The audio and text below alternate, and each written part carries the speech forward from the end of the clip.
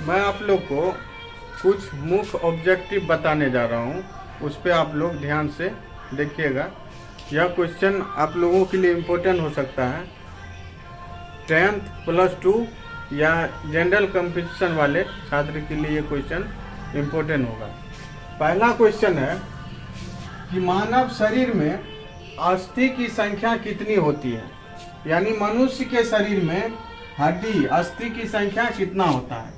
तो मनुष्य के शरीर में हड्डी की संख्या 206 होता है। 206 होता है। मनुष्य के शरीर में अस्थि की संख्या कितना होता है? 206 होता है। अगला क्वेश्चन है, मानव शरीर में कितना रक्त पाया जाता है? एक मनुष्य के शरीर में रक्त कितना पाया जाता है? तो मनुष्य के शरीर में रक्त 5 से 6 लीटर पाया जाता है। कितना पाया जाता है? 5 से 6 लीटर रक्त पाया जाता है। अगला क्वेश्चन है, कौन सा विटामिन मनुष्य में रक्त को थक्का जमने में मदद करता है? जब हम लोग का कोई सा अंग कट फट जाता है तो वहाँ रक्त जमता है, वो किस विटामिन के कारण रक्त थक्का जमता है? तो विटामिन के कारण।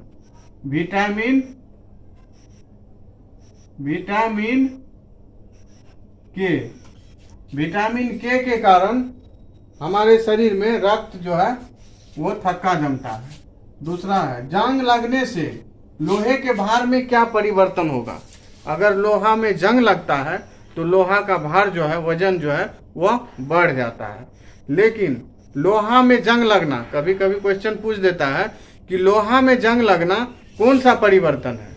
तो लोहा में जंग लगना रासायनिक परिवर्तन है। ठीक, ये लोहा जो है ऑक्सीजन से प्रक्रिया करके Fe2O2 इंटू H2O बना लेता है, या लोहा से प्रक्रिया करके क्या करता है? Fe2O इंटू H2O बना लेता है। ये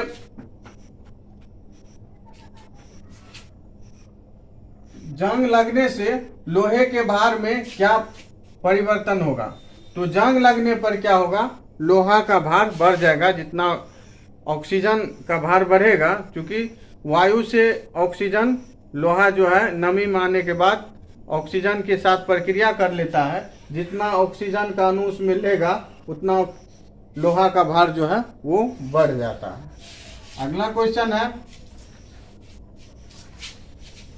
जंग लगने से लोहे का भार में क्या परिवर्तन होगा? तो लोहा का भार बढ़ जाएगा। जंग लगने से लोहा का भार बढ़ जाएगा। भार जो है, भार बढ़ जाएगा। क्या होगा? बढ़ जाएगा। लोहे का वजन जो है वह बढ़ जाएगा। अगला क्वेश्चन है, चालू फ्रिज को कमरे में रखने पर कमरे के तापमान में क्या परिवर्तन होगा? तो जब भी हम कोई चालू फ्रिज को किसी कमरा में रखते हैं तो कमरा का तापमान बढ़ जाता है। वो कैसे होता है? जब आप लोग के घर में भी होगा, या देखिएगा जो फ्रिज चल रहा है उसका फैन जो नीचे में चलता है, तो वो मशीन के पास जो फैन उसका चलता है तो उधर से गर्म हवा छोड़ता है। वही गर्म हवा के कारण जो है इसका तापमान कमरा का बढ़ जाता है। तो क्या होगा? तापमान बढ़ जाएगा। तापमान बढ़ जाएगा, बढ़ जाएगा। तो जब भी हम किसी कमरे में फ्रिज को रखेंगे, चालू फ्रिज को, तो कमरे का तापमान क्या होगा? बढ़ जाएगा। यदि कोई व्यक्ति दूर की वस्तु को स्पष्ट रूप से देख लेता है तो उसे कौन सा दोष है? तो कोई भी व्यक्ति अगर दूर के वस्तु को स्पष्ट रूप से देखता है तो दूरदृष्टि दोष, अगर नजदीक के वस्तु को देखता है तो निकट दृष्टि दोष। तो यहाँ क्वेश्चन है, कोई व्यक्ति यदि दूर की वस्तु को देख लेता है तो वो क्या होगा? दूरदृष्टि दोष। क्या होगा? दूर दृष्टि दोष। कौन सा दोष होगा? दूरदृष्टि दोष होगा। अगला क्वेश्चन है, कैमरा जो होता है फोटो खींचने वाला, कैमरे का कौन सा भाग आंख के रेटिना की तरह कार्य करता है? तो फिल्म, कैमरा का जो फिल्म होता है वह आंख के रेटिना की तरह काम करता है। फिल्म, जिस तरह किसी वस्तु का प्रतिबिंब आंख के रेटिना पर बनता है, उसी प्रकार किसी भी वस्तु का प्रतिबिंब कैमरा के फिल्म पर बनता है।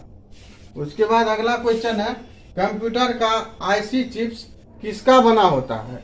तो कंप्यूटर का आईसी चिप्स सिलिकॉन का बना होता है। कंप्यूटर का आईसी चिप्स सिलिकॉन का बना होता है। सिलिकॉन, कंप्यूटर का आईसी चिप्स जो है वह सिलिकॉन का बना होता है। अगला क्वेश्चन है, बल्ब का फिलामेंट किस धातु का बना होता है? तो बल्ब का फिलामेंट टंगस्टोन का बना होता है। किसका बना होता है? टंगस्टोन, टंगस्टोन का बना होता है। बल्ब का जो फिलामेंट है वो टंगस्टोन का बना होता है। जैसा आप लोग देखेंगे इस तरह से बल्ब रहता है, इसका 4 गो ये जो है इस तरह से लगा रहता है। ये बल्ब है, तो इसका जो ये फिलामेंट है ये टंगस्टोन का बना होता है। क्योंकि फिलामेंट में होता क्या है कि यह उच्च, थोड़ा सा इसमें ताप पड़ता है, उस ताप में आने के बाद ये रोशनी देने लगता है, इसलिए इसका प्रयोग किया जाता है। तो ये फिलामेंट जो है वह तत्व है, धातु है। तो इसका जो है परमाणु संख्या 73 होता है। फिलामेंट का परमाणु संख्या 74 होगा, सॉरी 74 होता है। इसे W से सूचित किया जाता है। टंगस्टोन का जो है परमाणु संख्या 74 होता है और इसका संकेत W होता है। अगला क्वेश्चन है, एम्फीबिया क्या है? एम्फीबिया क्या है? एम्फीबिया वैसा क्लास है, वैसा जीव को एम्फीबिया में लाते हैं। एम्फीबिया क्लास में वैसे जीव को लाते हैं जो जल और स्थल, यानी जल में भी रह सकता है और स्थल में भी रह सकता है। जैसे मेढक, अब मछली नहीं कह सकते क्योंकि मछली जल में रहेगा और स्थल में वह नहीं रह सकता है। वह कुछ दिन बाद मर जाएगा, कुछ दिन बाद मर जाएगा जब भी वह जल से बाहर होगा। लेकिन मेढक जो है वो जल में भी रह सकता है और स्थल पे भी रह सकता है। मछली हुआ, मगरमच्छ, कछुआ, ये सब जो है एम्फीबिया में आएगा। जो भी जल और स्थल दोनों पर रहेगा, ऐसा जीव जो जल और स्थल दोनों पर रहेगा वह एम्फीबिया कहलाएगा। तो इसका आंसर होगा जल, जल तथा स्थल।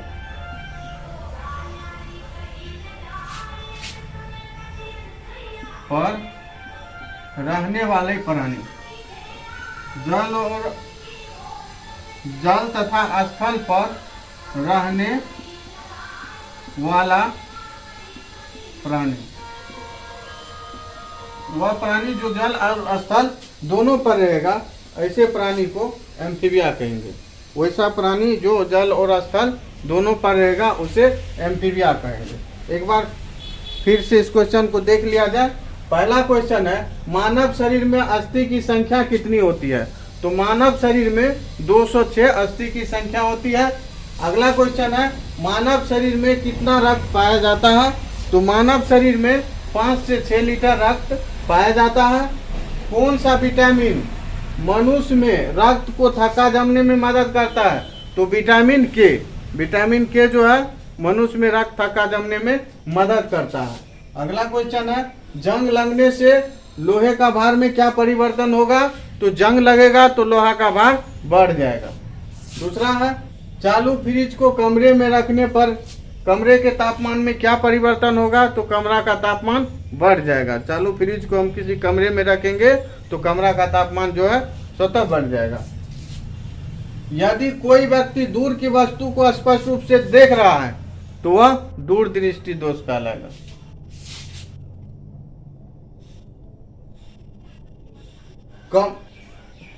कैमरे कैमरा जो होता है फोटो खींचने वाला, कैमरे का कौन सा भाग आंख के रेटिना की तरह कार्य करता है? तो फिल्म, कैमरे का जो रील होता है वो आंख के रेटिना की तरह कार्य करता है।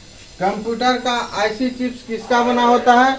तो कंप्यूटर का आईसी चिप्स सिलिकॉन का बना होता है। बल्ब का फिलामेंट किसका बना होता है? तो बल्ब का फिलामेंट टंगस्टोन का बना होता है। एम्फीबिया क्या है? तो एम्फीबिया वैसा जीव है जो स्थल और जल दोनों पर रह सकता है, उसे एम्फीबिया कहते हैं। इसके साथ ही अब अगले क्लास में मिलेंगे। जय हिंद, जय भारत।